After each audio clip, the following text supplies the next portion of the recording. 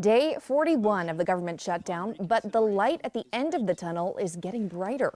Senator Tim Kaine among a group of Democrats and one independent who have helped seal a deal with Republican senators to end the government shutdown.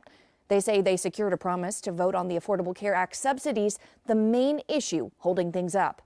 The negotiator said Republicans' refusal to move on earlier proposals meant this was the best deal they could get.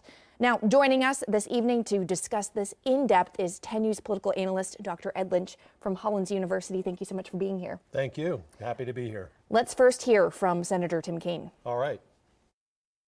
I got the first good night's sleep last night that I've gotten since October 1 because I wasn't worried about being able to look Capitol Police in the eye when I walked in, or what a furloughed federal worker would say to me at church, or what somebody would say to me about their SNAP benefits.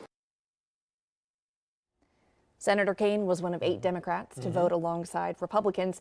Talk to me about your initial reaction. Well, my initial reaction is that I'm not sure Senator Kaine's going to be sleeping well for long. He's got some explaining to do. For weeks, the Democrats have said that they were not going to budge on this without having those Obamacare subsidies extended. Now, he's broken that pledge. He's broken with his party. And he has to explain why looking after a few thousand federal workers, as important as that is more important to him than millions of people who depend on those Obamacare subsidies. And I think that his people in his own party, particularly to the left of the party, are going to start demanding answers very soon. Let's talk about the divide that this has caused within the Democratic Party. Yeah.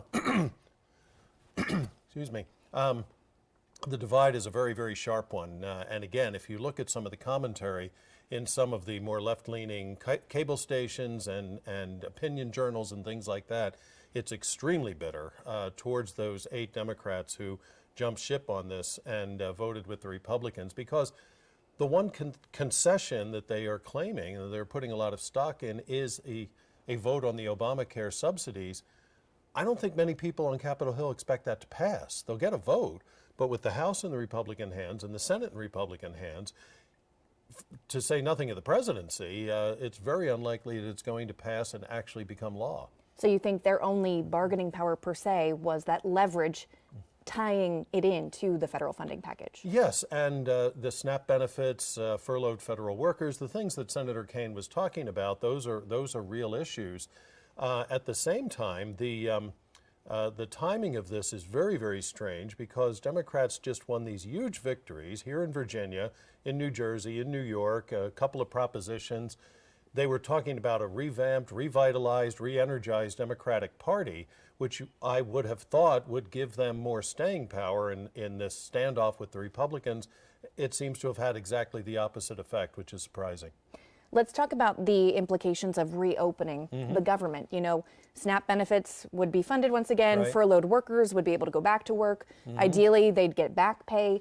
It doesn't sound all bad. What are your thoughts, you know, well, pros and cons? It's going to take a little bit of time. The furloughed workers are going to need some time to get back on the job, get back up to speed.